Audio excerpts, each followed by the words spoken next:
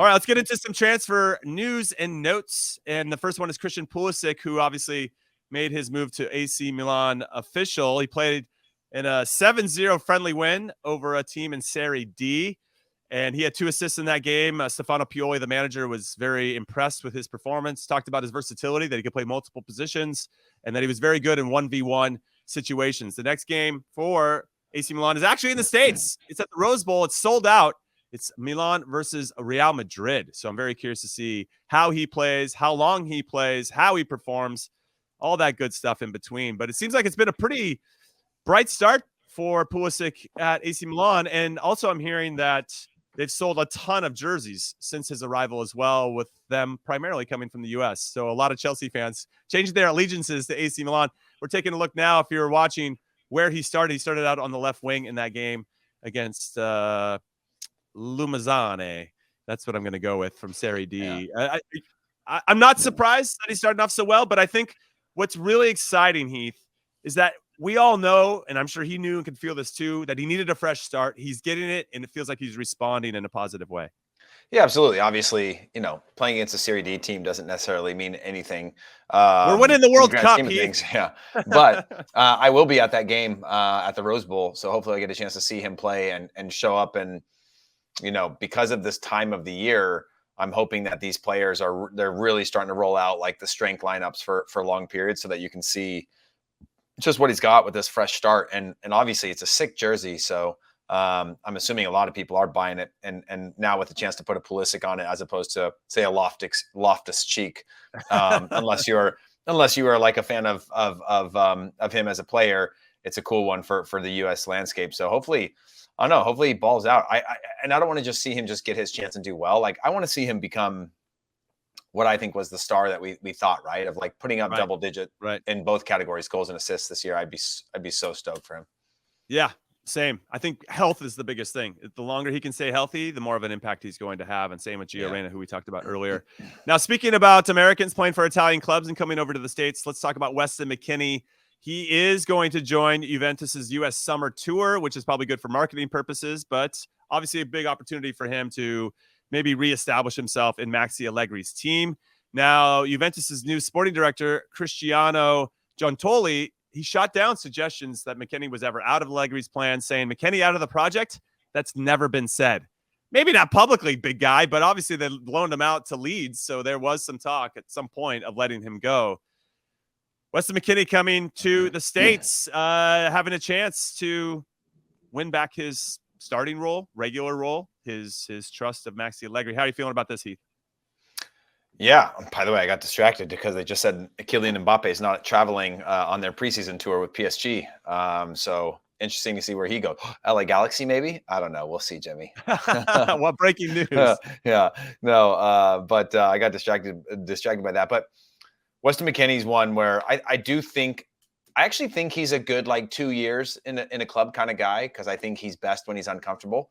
And he's best when, at least how I see him as a player, like he reacts best when he's under the most pressure and not just sort of a squad player or settled in or whatever. So it's good that he's at least getting a shop window. It seems like there's still going to be I think it would be a bad sign if he stayed, because clearly there wasn't like a deal worthwhile for him that helped him to be able to move, because it does sort of feel like his time at Juventus is behind him. But shoot, if he can go into that club and find a way to be impactful for another season, I'm not going to complain about our guy being a starter at Juventus.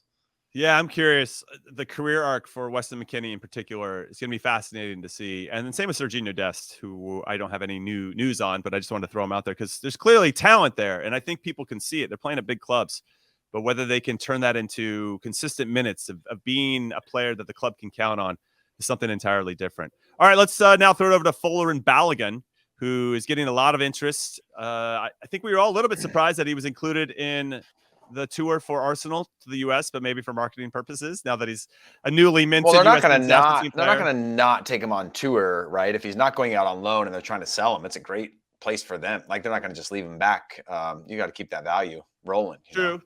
Do you think that they're valuing him too much? Because apparently they want $50 million for him, which is insane. Yeah. Like, he's never. That just seems like way too much for a player who didn't actually wear the Arsenal shirt. I know he did, but not in a way that where he was scoring a ton of goals for them in the Premier League. His upside's tremendous. Everybody can see it, and obviously he proved it in France last year. 50 million seems like a lot for that, for still a bit of a lack of experience. I mean, I agree. I don't know. What did he finish? Where did he finish? 4th in the scoring list? I'm trying to think of where he finished behind, who he finished behind this year. I believe it was Jonathan David, Lacazette, and I don't know, Liga. He got 22 goals.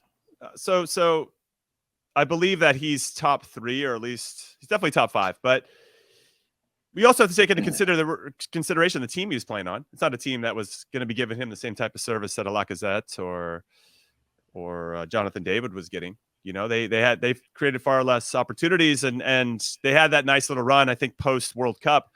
And then I think the last 2 months, it was a dry run for the whole team, not just for Balogun. Yeah. But I mean, look, Jonathan David did it 2 years in a row now, 3 years in a row now. And he's been at that like 60 to 80 million mark. People have had him, you know, and he started slow last year. He still finished above Balogun at 24 goals compared to 21 within the league. But I do think that's overvalued.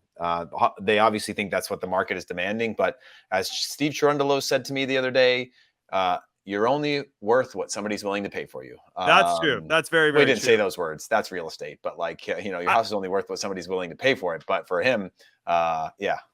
It feels like that number would scare away a lot of teams that could be viable options for him. And that seems well, it's because he's a first year. He's still a first year pro technically, right? In terms of proven, like he got the loan that he wanted and he performed, but it's sort of got a little bit of Serginho Dest on it where it's like, okay, yeah, you had one good year. You know, we need a little bit more of a sample size. There's 5 teams, and I want to hear from you and everybody else in the comments. Anybody listening later, hit us up on Twitter at ISWTpod. 5 teams. Where do you want to see him play out of these 5 teams, Heath? Okay, and Arsenal's not included. It's 5 other teams: Inter Milan, AC Milan, RB Leipzig, Monaco, or Chelsea. Definitely not Chelsea. Definitely not Monaco. I would say Leipzig might not be bad. I'd take Leipzig going to Chelsea. Yeah, I'd take a Leipzig because they're going to be a top club, and that's the kind of team where he could. I wonder if he would want to go to Leipzig. Numbers. Yeah, but okay. I mean, it's not as sexy. That's not as sexy, but it is a club that's proven that they like Szoboszlai, right? You come in. And yeah, but Timo Werner, same thing. Had a, you know, when you have these guys that come through at a young age, he's only 22, and 2 years could go by. He could be 24 and go from Leipzig to a massive club as like a big star signing. Right. Versus, you know, I think that's probably the closer size to the quality that he is or where he's at in his career. I mean, I was wildly blown away in his time with the national team, just on like all the little details. So I would love to see him go to a Leipzig. I guess Inter Milan maybe, but not as much as I would like him to go to AC Milan, and to just have that dynamic, even with Pulisic there, to just have a little bit pacier strike force versus like, you know, and have a Giroud that you can go to. Yeah, and then if you bring in Yunus Musa as well, we basically have turned it's America Milan at this point. Yeah. So that would be pretty cool, though. I'd be excited for him. I'm with you. Chelsea seems like a bit of a dumpster fire. Monaco. He's already played in the French league. I'd like to see him somewhere else. Leipzig is interesting for the reasons that you mentioned. And either Milan club, I think, would be pretty cool. All right. So our last one, I think this is a pretty interesting story before we let everybody go and can go enjoy your Leagues Cup against Cruz Azul and Inter Miami and how many minutes Messi's going to get. And then you have the women's national team. It's all happening right now, which is very cool. But Tati Castellanos is joining Lazio from technically NYCFC and City Football Group. But I find his story to be quite interesting for a lot of reasons, because he started his club with a City Football Group in, was it Uruguay? And then from there, he joined another City Football Group team in NYCFC and obviously had tremendous success, Golden Boot, MLS Cup winner, moves to Girona in La Liga, another City Football Group club. And then they get sold for 20 million, which is one of the highest transfer fees ever for an MLS player, to go to Lazio. And I find that absolutely fascinating that he was really part of City Football Group. And every single facet of that, they developed him. And in every step made sense to his development. He ends up scoring 4 goals in a game against Real Madrid last season. I mean, that is as peak as it gets. I don't even know if you ever topped that in your whole career. And now he makes the move to Lazio, and I'm super proud of this guy. I think that is awesome. And I don't know if that really demonstrates the importance of what City Football Group is doing. But I like that there was some thought and care about how to develop this player, and then they move him on to a bigger club, and now he's off to the races in his career. It's fascinating. I wanted to get your thoughts on that.